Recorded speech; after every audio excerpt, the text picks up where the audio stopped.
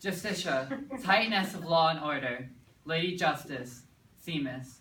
The world knows me by many names. Whatever you may choose to call me, my ideas will always be the same. My scales will always be balanced, and my dedication will always be to the people. As President of the United States, my promise to you, the people of the USA, would be to devote my dedication to the upholding of the revered Constitution.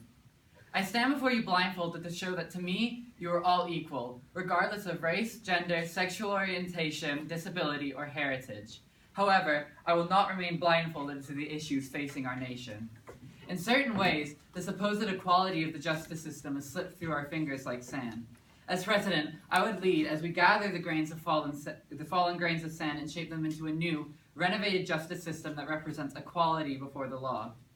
The first step to the reform of our justice system is the imperative reduction of brutality in our police force. 970 people and counting have been killed by police just this year. A disappointingly large number of these deaths could have been prevented. As the number of civilians killed by police continues to grow, the need to provide our police force with adequate training and practice for situations in which these deaths occurred grows too. As a precaution, police officers need to be equipped with body cameras so that justice can take its course in the event of one of these tragic deaths. Police need to be held accountable. Too often they get away with murder simply because of a badge. Violence is an epidemic that must be contained, specifically gun violence. According to the Gun Violence Archive, America watched as at least 765 children were killed by guns this year. That's 765 too many.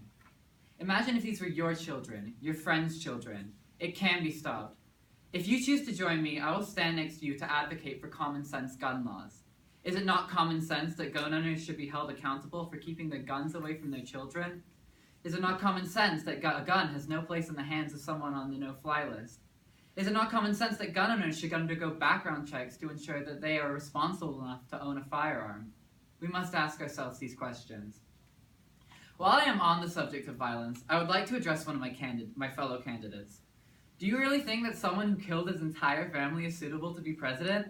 Especially when our country is in such desperate need for an end to needless violence. Hercules does not have the temperament to be president. He threatened to shoot the sun for being too hot. He threatened to punish the water for being too choppy. His impulsive actions are ruled by the whirlwind of emotions that dominates his mind. I warn you that his temper cannot be allowed in the White House. I have the experience. I've made laws, some of the highest ruling laws in the universe. My image represents that of justice all around the world. I plan to bring my experience with me to the White House and use it to advocate for your needs. This election day, I ask you, America, to weigh the issues. I think you'll find that the equality of justice that we value so greatly here in America is present in me and my campaign. If you value this equality like so many Americans do, then vote for me, Themis, for president of our beloved country, because I am ready to serve you. Thank you.